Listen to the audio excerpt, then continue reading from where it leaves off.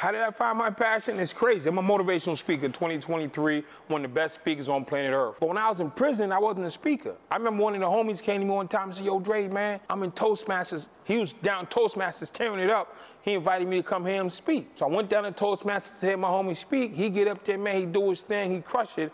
I clapped for my man. I'm like, yo, my man just tore that up. Then the dude who's running Toastmasters said, hey, man, who's here for the first time? I'm like, you. He said, do an icebreaker. I said, what's that? He said, man, you just come up and you riff about 10 minutes about anything that you want. I'm like, all right. So I went up there, man, and I just riffed for like 5, 10 minutes on, I don't know what I talked about, but when I was done, the whole room was dead silent. They're like, yo, he just crushed it.